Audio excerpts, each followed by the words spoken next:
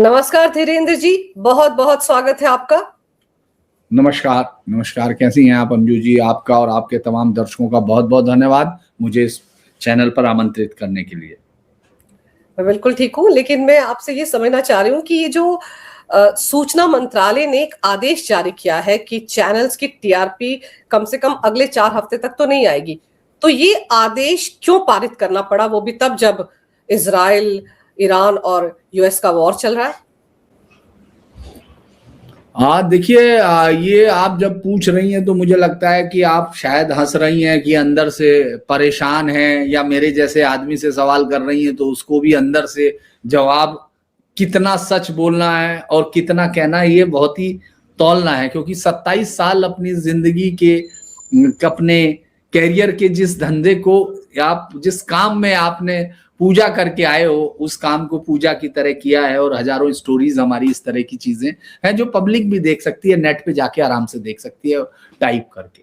वही पत्रकार का किसी का सबसे बेहतर होता है कि आप जाइए सोशल मीडिया पे, उसके नाम को टाइप कीजिए और ढूंढ लीजिए, आपको पता चल जाएगा कि वो क्या रहा होगा। तो ऐसे प्रोफेशन पर जब इस तरह का, मतलब ये चौंकाने वाली बात थी, इससे पहले भी हुआ है, लेकिन वॉर को लेकर जिस तरह से वो फ्रेंजी हो जाते हैं, जो पागलपन जिस तरह का न, वो जब हम अंदर हैं तब भी ऐसे झुकाता है। और जो टीवी मीडिया जिसको खत्म होने की बात कही जा रही, बार बार ये कहा जाता है जिसको मेन स्ट्रीम मीडिया कहा जाता है या नेशनल मीडिया कहा जाता है। हालांकि ये नाम उस समय भी हम लोगों को आश्चर्य लगते थे कि जिसको 5,000 जो अखबार नहीं छपता, 2,000 कॉपी जिसकी नहीं छपती है इंडियन एक्सप्रेस की, वो नेशनल हो जाता है। और जो सेंटिनल 1,00,000 छपता है वो रीजनल रहता है। वो भी अलग था। लेकिन आज बड़ा झटके वाला ये समाचार अंजू जी था जब ये अखबार में भी आया। मुझे पहले तो यकीन नहीं हुआ कि ऐसा कैसे कर सकता है, लेकिन फिर मुझे लगा कि शायद ये इस धंधे की अनिवार्य परिणति हो गई है। टीवी चैनल्स पे जिस तरह से अब तीतर कबूतर बटेर लड़ाई जाती है, मैं भी एडिटर था तो मैं भी चैनल में देखता था, लेकिन मैं हमेशा कोशिश करता था कि भाई थोड़ा सा बैलेंस बनाए रखे। लेकिन एंकर बोलता था जो, फिर मैं उसमें बहुत ज्यादा दखल नहीं देता था, मैं भी दूर हो जाता था, क्योंकि मैं बहुत ज्यादा फिर उसमें थोड़ी बहुत इंडिपेंडेंस देने की आदत भी हम लोगों की होती है, अलग अलग आदमी की अलग होती है। लेकिन मैंने ये देखा कि आपने देखा एक अभी माँ बहन की गालियां दे रहा था कांग्रेस का, और अगले दिन हमको लगा कि ये शायद आज इंतहा हो गई होगी। पहले एक बीजेपी का प्रवक्ता माँ की गाली ऑन स्क्रीन पर दे रहा है, फिर उसके बाद एक दिन कांग्रेस का प्रवक्ता सेना के एक जो मेजर या जो भी कर्नल जो भी रिटायर्ड था उसको गाली दे रहा है, वो भी माँ। तो ये लगता था ना कि अगले दिन ये नहीं आएंगे। जैसे हम लोग थे तो हम लोग ये मान लेते थे कि अगर इसने बदतमीजी से बात की तो हम उसका बाइट ही नहीं लेते थे, चल हट जा, भाग जा, ये सब कह देते थे। लेकिन वो अगले दिन वहीं बैठा था। तो ये बताता है कि टीवी मीडिया का पतन जितनी गहराई और जितने उसके साथ वो जा चुका, और उसका वीडियो भी दिखता है, वो दिखता है। अब आप देखेंगे कि आपके लगभग ज्यादातर वीडियो 2 लाख 1.5 लाख चले जाते हैं, अब सर लोगों को दिखता है। लेकिन आपको टीवी चैनल्स के उनको ढूंढना भारी पड़ता है। उनमें वही जिसमें लड़ाई है, मतलब लोग उनको अब न्यूज नहीं देखते हैं, लोग उनको एक मनोरंजन के तौर पर देखते हैं। तो मनोरंजन को शायद लगा है, सरकार ने ये माना होगा कि ये छूट नहीं दी जा सकती कि वो युद्ध को भी मनोरंजन में बदल दें। उनके अगर टीआरपी के जो मैं देखता हूं अक्सर उनके थंबनेल, तो मुझे लगता है कि अगर किसी राष्ट्र में दोस्ती या इस तरह की चीजें जो हमारे कॉन्स्टिट्यूशन में कहा जाता है कि आप मित्र राष्ट्र के प्रति विश्वमन नहीं कर सकते या वो नहीं कर सकते, या जो भी एक उनकी परिभाषा है, आप देखेंगे ये सब जेल ही चले जाएंगे। अभी तो सिर्फ बंद ही हुआ है। क्योंकि मुझे याद है, हम हंसते थे कि पिछली बार जो ऑपरेशन सिंदूर था, तो ऑपरेशन सिंदूर में देरी क्यों हुई, लोगों ने कहा युद्ध विराम में। तो बहुत सारे लोगों ने मुझे कहा हंसते हुए कि वहां लड़ाई इसलिए हो रही थी। मुझे अधिकारियों ने कहा हंसते हुए कि जानते हो हम लोगों को परेशानी क्या आई। तो मुझे लगा शायद ये वैसे ही कह रहे होंगे मेरे दोस्त, चूंकि मैं तो इंटरोगेशन और उसका इन्वेस्टिगेशन का ही रिपोर्टर रहा, तो सारे दोस्त एजेंसीज के थे। उन्होंने कहा हम लोगों को जानते हो इतनी समस्या पाकिस्तान से नहीं आई जितना अंजना ओम कश्यप और श्वेता सिंह से आई। मैंने कहा यार, ये मैं हंसने लगा, शायद मुझे मजा, मेरे पुराने कुलीग्स भी हैं। तो मैंने कहा भाई ऐसा क्या हो गया। कहने लगे नहीं नहीं, वो दरअसल वो इस्लामाबाद और लाहौर से कब्जा नहीं हटा रही थी, तो इस वजह से हम लोग नहीं कर पा रहे थे। मतलब आप ये सोचिए, बात मजाक की, हंसी की, लेकिन वो तंज था कि तुम्हारी न्यूज का स्तर क्या है। कभी तुम चिप से बाहर नहीं निकल पाते हो, और कभी तुम अभी भी आपको ये मालूम नहीं है कि 79 से तेहरान में अमेरिका उनके साथ डायलॉग नहीं है उस तरह से, वहां एम्बेसी नहीं है, वहां कोई फ्लाइट नहीं है, लेकिन आप देखिए कि क्या है वो एकदम खुशी के वो मतलब मुझे लगा कि इतनी खुशी थी उत्तेजना की कि मेरे ही बुलेटिन में इतनी बड़ी खबर आ गई, अरे मेरे ही टाइम बैंड में इतनी बड़ी खबर आ गई। दरअसल पहले मैं मजाक किया करता था कि जो बस में निकल के आता, अब तो कार में आते होंगे प्रोड्यूसर, तो उसकी उंगलियां बस में भी चल रही होती थी कि वो फिल्म का कोई डायलॉग होगा उसके आधार पे अपना एकदम वो लिखेगा और ये कर दिया। और उसके बाद वो चाहता था कि एटम बम गिरे दुनिया पे, लेकिन उसके जितनी देर तक उसकी शिफ्ट है उतनी देर तक खत्म हो जाए, उसके बाद फिर वो अपने घर चला जाए। उस तरह की चीज ने इस पत्रकारिता को यहां तक ला दिया कि आज सरकार को कहना पड़ा कि नहीं, आप बॉस इस लायक नहीं हो कि आपको छोड़ दिया। आपने कभी घर में बच्चे को जलती हुई गैस के आसपास छोड़ा है क्या, जो अंतर नहीं कर पाता? जलती हुई गैस चूल्हे में आपने कभी गैस स्टोव के आसपास उस बच्चे को कभी नहीं छोड़ा होगा जो आग में और उसमें अंतर नहीं कर पाता है। तो आज सरकार ने यही कहा कि ये लोग युद्ध में, हिंसा में, जर्नलिज्म में और उसमें कोई अंतर नहीं समझ सकते। ये बहुत ही दुखद स्थिति है आज के दिन। हो सकता है कि मैं तो अभी भी जर्नलिज्म और मुझे लगता है कि मैं चैनल्स में भी अभी तो एडिटर के तौर पर ही हूं और मैं जॉब भी होता है कई बार, लेकिन ये सवाल हमेशा सालता रहेगा कि क्या इस तरह से आम जनता के सामने आपकी क्रेडिबिलिटी इतनी खत्म हो चुकी है कि सरकार को आपको ये कहना पड़ा कि 4 हफ्ते आपको टीआरपी नहीं दी जाएगी। और मैं ये कहूंगा ये तो सरकार का बहुत ही बड़ा, कहते हैं ना कि आपकी रहमत है या आपका करम है कि आपने यहाँ छोड़ दिया। वाकई अगर इस जंग को देखें, जिस तरह का मजाक, जिस तरह का भद्दा मजाक वहां बैठे हुए लोग विकिपीडिया और किसी उससे दिन में से ज्यादातर को ये मालूम ही नहीं होगा कि ईरान में कितने राज्य हैं, या क्या उनको रोज लग रहा कि ईरान पलट देगा, ईरान तो बर्बाद कर देगा, तो इसमें ये हो गया, उधर से ये हो गया। उनको लगता है ये 8 घंटे की शिफ्ट में ये यार इसको पकड़ के नेतन्याहू मार क्यों नहीं रहा उल्टा लटका के इसको, खमेनेई को। तो खुद वो चाहते कैमरा उनका वहां खड़ा रहे और वो सब। ये मजाक बंद होना चाहिए, सरकार का ये इशारा है, वरना तो इससे बड़ी चपेट और कुछ नहीं हो सकती। आपने ये सही कहा कि ऑपरेशन सिंदूर के दौरान भी हमने ये देखा और अभी भी हम चैनल्स में जो होड़ मची हुई है, एक आध चैनल तो ऐसे जिसको अगर मैं देखूं तो मुझे लगता है 2 मिनट देखने के बाद कि शायद बाहर मिसाइलें गिर रही हो। वहां पर जिस तरह की एंकरिंग होती है, जिस तरह का माहौल बना दिया जाता है, जैसे सवाल पूछे जाते, जैसे स्क्रीन दिखाई जा रही होती है, उससे लगता है कि शायद वॉर तो मेरे घर के बाहर ही हो रहा है। तो ये रोकना बहुत जरूरी है, क्योंकि हम चैनल्स में प्रोपेगेंडा देख रहे हैं, वो सही रिपोर्टिंग नहीं कर रहे हैं। आपको और मुझको याद होगा 2008 में जब मुंबई में आतंकवादी हमला हुआ था, किस तरह की रिपोर्टिंग की गई थी और उसका खामियाजा कितना भुगतना पड़ा था हमको, कैसे हमारा ऑपरेशन डिले हो गया था। हाँ, दरअसल मैं मुंबई में उस समय कवर भी कर रहा था। मुझे याद है किस तरह से वो live minute to minute reporting की जा रही थी, और जब वो हेलीकॉप्टर से उठकर जवान वहां अंदर घुसना चाह रहे थे तो उनको निशाना लगा रहे थे, क्योंकि उस समय टेलीविजन पे बैठ के इसको रिपोर्टिंग माना गया। दरअसल शुरुआत से ही टीवी में इस तरह की पत्रकारों के, उनके जो बहुत ही खतरनाक जिन्होंने पत्रकारिता की है, कारगिल में आप देखिए, यहाँ तक कि पहले मैं इस बात को मानता नहीं था कि बरखा दत्त जैसी, मतलब मैं नहीं कह रहा कि उनका क्या रहा होगा, मैं नहीं जानता उनको कि उनका क्या रहा होगा, क्योंकि मेरा कोई व्यक्तिगत मतलब जो बातचीत का वो उस तरह का रिश्ता कभी नहीं रहा। लेकिन पत्रकारिता के हिसाब से मैंने देखा कि कैसे कैसे लोग जो है, मैं एक बहुत 2 लाइनें आपके दर्शकों को बताता हूं, आपको भी अच्छा लगेगा। पाकिस्तान के एक शायर की बड़ी खूबसूरत लाइन है कि ऐसे वैसे लोग कैसे कैसे हो गए, कैसे कैसे लोग ऐसे वैसे हो गए। वो इन लोगों को देख के याद आता है, क्योंकि वो उस महिला की रिपोर्टिंग मैंने देखा, पुराने फुटेज जब आते हैं, और चूंकि जिसमें वो कश्मीरी पंडितों को अपनी हाल का जिम्मेदार बता रही थी। उसके बाद उस औरत पर लगा कि उसने कारगिल में ऐसी रिपोर्ट या उसने कैमरा ऐसी जगह पर जलाया जहां हमारे सैनिक शहीद हो गए, बलिदान हुआ। शहीद नहीं हो सकता कोई भी हिंदुस्तान का सिपाही शहीद कैसे होगा, वो तो बलिदान होगा, क्योंकि वो मुसलमानों से तो लड़ नहीं रहा है और उससे मतलब काफिरों से लड़ते हुए होता है, तो बेचारा तो इसलिए हमको भाषा का भी बहुत अब आजकल ध्यान रखना पड़ता है।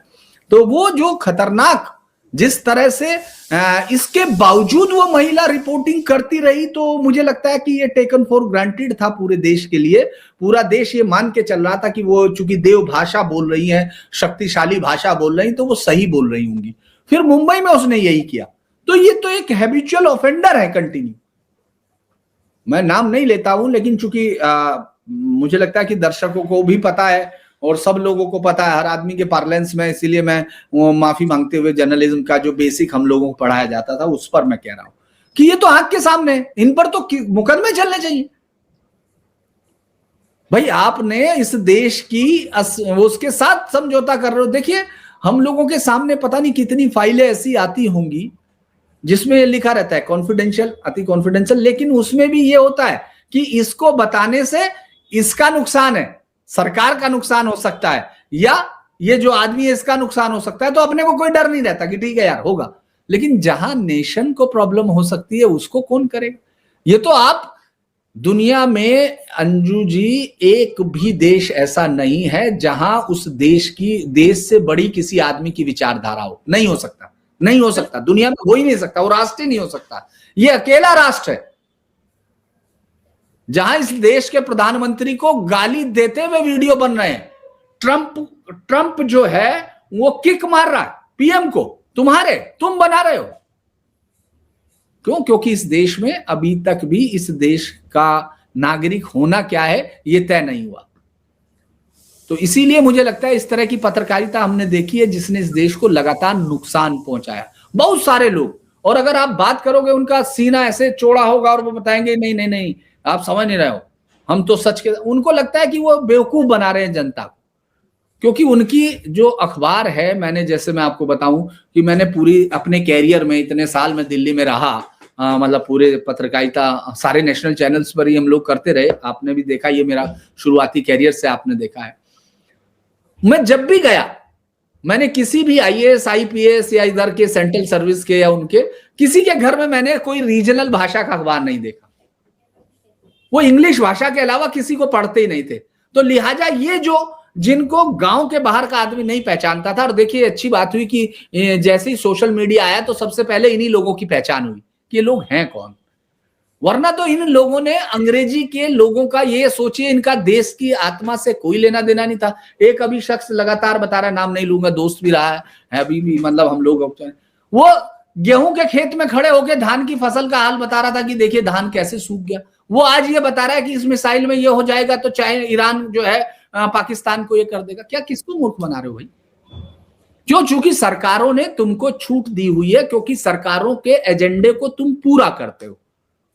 देखिए कोई भी सरकार अपने खिलाफ भी छूट इसलिए देती है, अपने खिलाफ बोलने की या अपने साथ वालों की, उसको मालूम है कि फिर इनकी क्रेडिबिलिटी खत्म हो जाएगी, इनकी कोई हैसियत नहीं रह जाएगी। इसीलिए इस सरकार में आप देखेंगे किसी भी पत्रकार का ये एक्सेस नहीं है कि वो ये कह सके कि मंत्रिमंडल विस्तार हो रहा कि नहीं हो रहा। मेरा रिपोर्टर मुझे आके रोज बता देता था, मैं आपको बताऊं, चूंकि भाई मेरा काम है, भाई एडिटर का तो यही काम होता है चैनल हेड का कि भाई क्या है, तो वो बताता था सर बस आप समझ लीजिए विस्तार होने वाला। मैं कहता हूं यार ये टीवी के लिए बताना, मुझे मत बताना, मैं जानता हूं तुमको और उसको भी जानता हूं सरकार को कि तुम वहां कहां जाके बैठते हो, जिससे पूछ के आते हो उसको यही पता नहीं है कि उसके कमरे के बाहर क्या लिख के आने वाला है। जिस सरकार में चूंकि आपने अपनी क्रेडिबिलिटी इतनी खो ली है कि अब आपसे कोई कॉन्फिडेंशियल बात कर ही नहीं सकता। वो दौर चला गया। मैंने अभी ट्वीट किया था, मैं जनरली बहुत कम करता था, लेकिन अभी मैंने एक ट्वीट किया, एक सुहासिनी ने किसी ने कुछ लिखा उस पर, तो मैं हंसने लगा कि शायद ये अभी भी ये सोच रही है कि ये वही सरकार वही होती है जो इन पत्रकारों से पूछ के मंत्रिमंडल में किसको कौन सा मंत्रालय देना है, किसको कितने करोड़ में क्या होना है, वो चल रहा है। ये सरकार दूसरी है। इसीलिए पत्रकारों के जो लोहे के चने चबाने पड़ते हैं खबर निकालने के लिए, और जब नहीं निकलती है तो सरकार को गाली देने लगते हैं। तो ये चल रहा है। आपको याद होगा कि यही पत्रकार जिनका नाम आपने लिया था, वो जो राडिया वाले टेप निकले थे, नीरा राडिया वाले टेप निकले थे, वो क्या थे भाई? कैसे ये लोग मैनिपुलेट करते थे किसको क्या मंत्रालय दिया जाए, तो यही लोग थे ना लॉबिंग करने वाले। और अगर आप राजदीप की बात कर लें तो किसान आंदोलन, जो फर्जी किसान आंदोलन था, वो याद कर लीजिए कैसे ट्वीट किया था वो मैसेज की पुलिस की गोली में एक किसान मर गया, आग लग जाती अगर वहां पर पुलिस संभालती नहीं सिचुएशन को। कितनी मार खाई थी दिल्ली पुलिस के लोगों ने उस दौरान। केस में होना चाहिए, चाहे वो धीरेन्द्र पुंडीर हो या कोई भी हो। वो देखिए, दो गलतियां हो सकती है। एक, आप सही करते वक्त आपसे गलती अनजाने में होती है। एक, आप गलती कर रहे होते हो ताकि आप जानबूझ के उसका फायदा उठा सकते हो। उसमें वो आदमी सायास गलती कर रहा था, जानबूझ के गलती कर रहा था। वो चाहता था कि आग लग जाए, और ये बात उसकी बहुत बार स्टेब्लिश हो चुकी। आप जानते हैं पत्रकारिता में 0% भी एरर नहीं होना चाहिए, 0% भी। बहुत सारे लॉ हमने बनवाए हैं जा जाके, चूंकि पत्रकारिता में अभी बहुत पहला स्टिंग हम लोगों का ऐसा गया था, अंजू जी, जिसको पत्रकारिता में उसके बाद कहा गया, पहली बार उसमें बहुत बड़े मास लेवल पर हुई, तो उसमें एडिटिंग होके एयर हुआ था। उसके बाद हम लोगों ने ये डिसाइड किया खुद से कि भाई एडिट नहीं होंगे, ये नहीं होंगे, क्योंकि लीगली प्रूव करना है। और इसके कारण पीछे क्यों था, मैं इसके पीछे क्यों कहता था, मैं ये कहता था क्योंकि हम किसी एक आदमी का कैरियर खराब कर रहे हैं। हम किसी एक आदमी की जिंदगी हजारों लाखों लोगों के सामने, उसको जो भी उस पर आरोप लगा रहे हैं, उसको अपनी सफाई के लिए इतना समय नहीं मिलता, उसको इतनी छूट नहीं है। तो लिहाजा हमारा हर एक आरोप, हमारी एक और खबर, चाहे वो देर हो जाए लेकिन वो पुख्ता होनी चाहिए। ये होता था पत्रकारिता का मेन, तो यही होता था। लेकिन अब क्या हो रहा है कि वो कुछ भी कह रहे हैं, हम भी कुछ भी कह रहे हैं। क्यों? क्योंकि अच्छा, दूसरा क्या है कि इसमें अच्छे लोग कैसे खत्म होते हैं, क्योंकि आप उत्तेजना नहीं ला सकते। भाई, आप खबर में उत्तेजना नहीं ला रहे हो, तो उसमें क्या हो गया, तब क्या होगा? क्योंकि इन्होंने शुरू से ही हमको पढ़ाया, good news is no news, bad news is good news. तो ये तमाम चीजें जिन्होंने इस पत्रकारिता को पूरे पददलित किया, ये आज का दिन मुझे लगता है कि एक बहुत बड़ा काला दिन है पत्रकारिता में। ये कोई कमजोर दिन नहीं है, ये कोई कमजोर फैसला नहीं जिसको ऐसे ही लेके उड़ जाए। क्योंकि आप सोच के देखो, आप वहां स्क्रीन पे बैठे हो, आपको पता नहीं है कि यार ईरान में एम्बेसी है भी या नहीं, उछल के नाचने लग रहे हो। क्या मजाक कर रहे हो यार? वो तो अच्छा है कि प्रणय उपाध्याय जैसा एक सीजन्ड रिपोर्टर, जिसको मैं बहुत ही अच्छे रिपोर्टरों में गिनता हूं, जो अच्छा, मतलब जिनके पास गहराई है, समझ है और पढ़ते हैं, उसने संभाला बीच में। लेकिन उसको भी लोगों ने तुरंत शुरू कर दिया। पांडे जैसे लोग थे, पांडे तोष, एक नया नाम आता है, पांडे तोष, वो भी जो है, वो सब लोग मिलके, उनको लगा ये तो बहुत बड़ा काम हो गया, उन्होंने उसी समय शुरू कर दिया। तो मुझे लगता है कि सरकार को जैसे लाहौर वापस करने में मुश्किल पेश आ रही थी, क्योंकि ये पत्रकार नहीं छोड़ रही थी, इसीलिए मुझे लगता है एम्बेसी की वजह से सरकार को ये कहना पड़ा होगा कि ये कल को कहीं ऐसा ना करे कि ये जो है, जो महिसा अमैनी की बजाय किसी और का कत्ल कर दे या कुछ भी कह दें, कोई भी पुरानी। तो इसीलिए इनसे बचाने के लिए, और दूसरा क्या है ना कि पहले ये दिक्कत नहीं होती थी अंजू जी, क्योंकि आपने अपने देश में कुछ भी कह लिया, आपके देश में चला, खत्म हो गया, आपके दर्शक खुश हो गए, खत्म हो गए। आज आपका ये ट्रांसमिशन अक्रॉस दुनिया है। जब हम बात कर रहे हैं तो ये दुनिया के किसी भी हिस्से में जो भी आदमी यूट्यूब खोलेगा उस तक पहुंच जाएगा।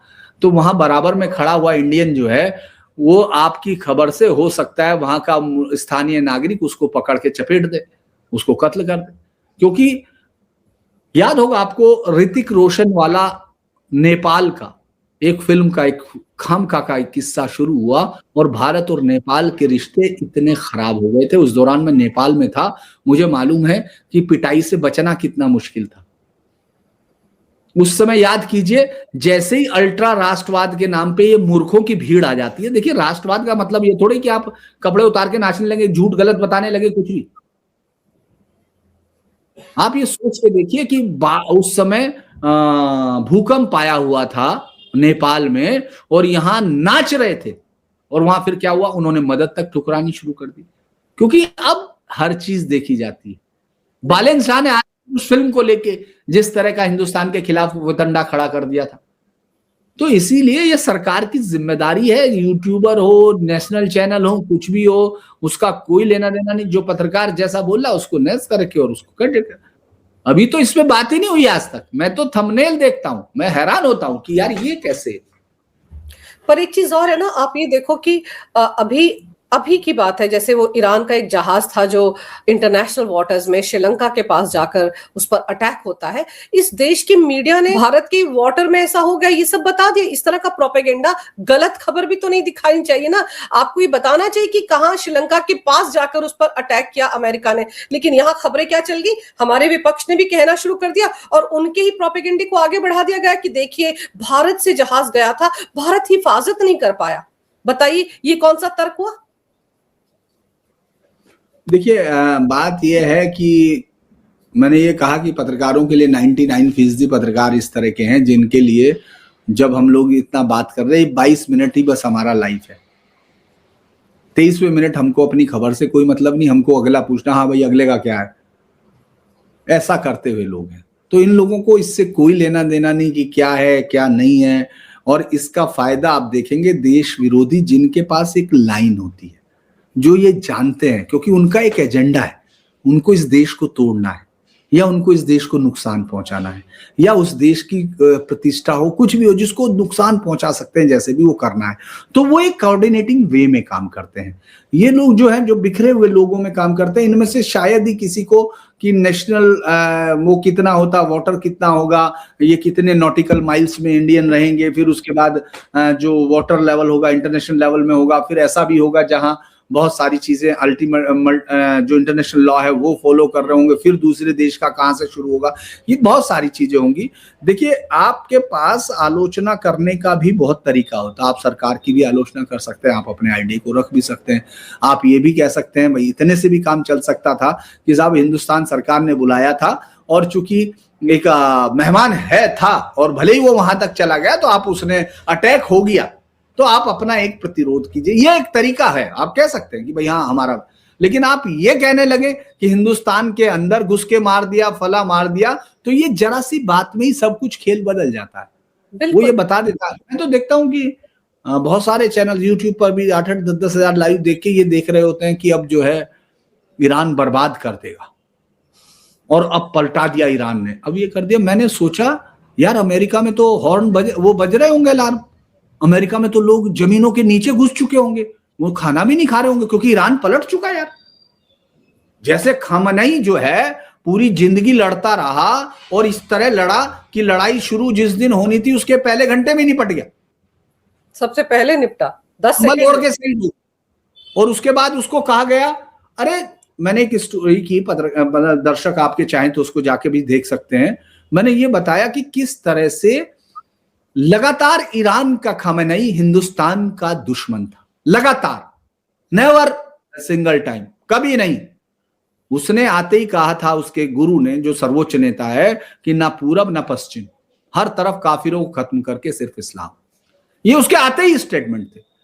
तो आप तो सबसे पहले खत्म होने वाले लोग थे। फिर दूसरा, मैंने ये देखा कि आखिर ये बहादुर कैसे हो गया। इससे पहले तमाम नेशनल मीडिया और तमाम इंटरनेशनल मीडिया में, अगर अंजू जी आप गौर करेंगे, बहुत टाइप लगे, 2 मिनट लगेंगे, दर्शक भी देख सकते हैं मैं जो बोल रहा हूं सच है, कि जैसे ही वो मरा उसके 2 घंटे बाद 5 लाख बोट्स और वो IRGC के तमाम चीजों ने बताना शुरू कर दिया वो बहादुर था, उसने जाने से इनकार कर दिया। अरे उससे पहले तो बंकर में ही छिपा हुआ था, उससे पहले तो बंकर में 5 मिनट तक नीचे लिफ्ट जाती थी, आंखों पे पट्टी बांधी जाती थी, मंत्री उससे मिल नहीं सकते थे, उसके बाद उनके स्कैन होते थे, फिंगर स्कैन होती थी, बायो स्कैन, आई स्कैन होती थी। अरे यार ये तुम ही तो लिख रहे थे, और कहां से आ रहा था? अचानक वो बहादुर हो गया। उस रात वो छिप के भाग गया, जो पिछली बार वार था, याद है कि उसको सेफ हाउस भेज दिया गया। अरे यार ये कौन सा, क्यों? क्योंकि हाँ, क्योंकि ये झूठ जो है, इस देश में एक ऐसी आबादी है जो पाकिस्तान को नारे लगाती है, जो पाकिस्तान के झंडे पहले हम सोचते थे कि शायद गुस्से में करते होंगे, रिएक्शन में करते हैं, फिर बाद में पढ़ा अच्छा ये तो करने के लिए बने हुए। मैंने बाकायदा अपने ट्विटर पर लिखा भी है कि पाकिस्तान, उसको हैशटैग वो बनाते हैं जो मुझे आता नहीं है, लेकिन फिर भी मैंने उसको लिखा कि पाकिस्तान जो यहीं छूट गया वही खतरनाक है सबसे ज्यादा। अब ये कि यार ईरान भी छूट गया। आप ये सोचो ना कि यहाँ पर जिस तरह से खamenei के लिए प्रोपेगेंडा चलाया गया, सड़कों पर लोगों को उतारा गया, वो जो शिया बोर्ड का वाइस प्रेसिडेंट है वो खुद कह रहे हैं कि पैसे देकर लोगों को सड़कों पर उतारा गया, और हमारी राजनीतिक पार्टियां तय करती है एजेंडे। एक ऑडियो लीक हुआ था समाजवादी पार्टी के नेता का, जो ये बता रहा था कि इवनिंग में चैनल्स पर किस मुद्दे पर डिबेट होनी चाहिए, कैसे ये दिखाया जाए कि योगी की लड़ाई है अमित शाह के साथ, ये प्रोपेगेंडा चलाया जाए, ये बाकायदा ऑडियो लीक हुआ था। तो चैनल्स पर शाम को जो डिबेट होते हैं वो भी तो ये लोग तय करते हैं, और उसी में बताया जाता है कि देखिए ईरान पलटवार कर देगा, अब तो ये होने वाला है, भारत में तेल के लिए हाहाकार मचने वाला है। सरकार कह रही है 25 दिन का हमारे पास क्रूड ऑयल का रिजर्व है, 70 दिन का तेल हमारे पास है, उसके बावजूद टीवी चैनल्स पर ये खबरें आ रही हैं विपक्ष के नेताओं की तरफ से, और तान दी जाती है खबरें कि देखिए तेल के लिए हाहाकार मचने वाला है। तो ये प्रोपेगेंडा है ना, जो सरकार को कहीं ना कहीं नजर आया, इसलिए उनको ये जारी करना पड़ा कि भाई टीआरपी के लिए अगर तुम ये कर रहे हो तो टीआरपी तो अब आएगी नहीं, तो चैनल क्या करेंगे? चैनल तीतर बटेर लड़ाएंगे, उसी तरह लड़ेंगे। क्या है उसमें, वो गालियां गलोच वो सब। मैं सोच रहा था कि यार ये चैनल को नहीं, तमाम चैनल्स को बंद कर देना चाहिए। भाई कोई गाली कैसे दे सकता है? एंकर के साथ बैठा वो बात कर रहा है, मैंने कहा वाह, वो बहुत दिलचस्प आइडिया है। तो सीधी सी बात है कि हम लोग देखते भी थे और देखते भी हैं आराम से। जब भाई हम तो खुद ही उसमें हैं कि हमारे सामने ही फिर वो स्क्रीन पर गाली देने के बाद आराम से हमारे साथ एक ही कमरे में बैठ के हम लोग सब चाय पी लेते थे।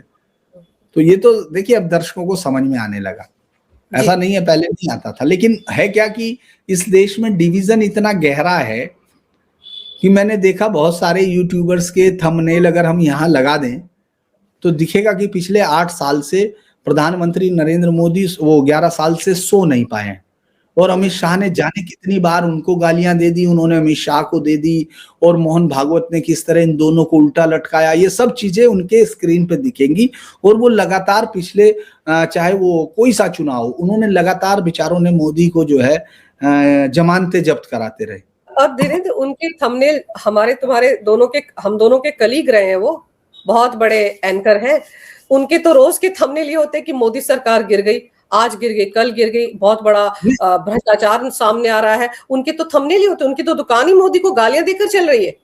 जी, उसमें जानते दिक्कत ये है, मेरा मानना ये है कि अब न्यूज दर्शक जो, चूंकि डिवीजन की मैं बात कर रहा था, वो ये तय नहीं करता कि सही क्या है गलत क्या है, वो चाहता भी नहीं, वो वही सुनना चाहता है जो वो सुनना चाहता है। क्योंकि आप देखें अगले दिन फिर पहले हम लोग क्या करते थे कि अगर कोई गलत खबर आ गई, किसी से गलत हो गई, तो हम उस रिपोर्टर को अगले 15 दिन तक उससे हटा देते थे कि भाई हटाइए इसको, ये उस पे नहीं रहेगा, बीट से हटाया जाएगा, उसको ऑफ स्क्रीन कर देते थे। अरे अभी तो उनको रोज, क्योंकि हमको लगता था कि यार जैसे सच पता चलेगा जनता नाराज हो जाएगी। अभी मैं देखता हूँ रोज कहता है कि अभी गुजरात में हारेगा मोदी, जो हो गया, अगले दिन इतनी अब तक की सबसे बड़ी जीत हो गई। तो मुझे लगा इसके बाद दर्शक इसको देखेंगे नहीं, पता चला यार दर्शक ने उस दिन 11 लाख देखा, कैसे जीत गया मोदी। अरे भाई मैंने कहा ये कैसे हुआ? अभी लगातार ये अमेरिका को हरा रहे हैं, रोज उनको नेतन्याहू भाग गया, जर्मनी भाग गया, एक ने तो ये लिख दिया कि नेतन्याहू छोड़ के भाग गया, और ट्रंप भी बंकर में चला गया। यार अपने स्टूडियो से मिसाइल छोड़ रहे हो क्या? ईरान के पास तो 2000 की मिसाइल भी नहीं है। तो ये दरअसल, और उनके लोग उतना ही देखते हैं, रोज देखते हैं, और उनको पूरा ऐसा नहीं कि वो नहीं जानते झूठ बोल रहे हैं, लेकिन तरह से ये तमाम लोग सच्चाई की बात करते रहेंगे, सरकार को गाली देते रहेंगे, और उसके बाद सारा झूठ बोलते रहेंगे, और वो लोग आराम से देखते रहेंगे क्योंकि उनको झूठ ही सुनना है। इसीलिए दिक्कत उनकी भी नहीं है। ये सब खेल टीआरपी का यहां भी है, टीआरपी का वहां भी है, लेकिन सरकार ने कुछ एक वो किया, और मुझे लगता है पत्रकारिता के उस पर आज का दिन एक धब्बे के तौर पर होना चाहिए। बिल्कुल एक धब्बे के तौर पर है कि पत्रकारिता करने वाले लोग, चैनल चलाने वाले लोग खुद तय नहीं कर पा रहे हैं कि वो सच दिखा रहे हैं या झूठ दिखा रहे हैं। जिम्मेदारी उनकी, जवाबदेही उनकी। इसीलिए आज का दिन काला दिन है, जब सरकार को ये आदेश पारित करना पड़ा है कि जिस टीआरपी के लिए आप ऊट पटांग खबरें दिखा रहे हो, एजेंडे वाली खबरें दिखा रहे हो, उस टीआरपी पर ही उन्होंने रोक लगा दी है। धीरेन्द्र, आपने समय निकालकर इस विषय पर बहुत अहम जानकारी मेरे दर्शकों को दी, आपका बहुत बहुत धन्यवाद। नमस्कार, जय हिंद। जय हिंद।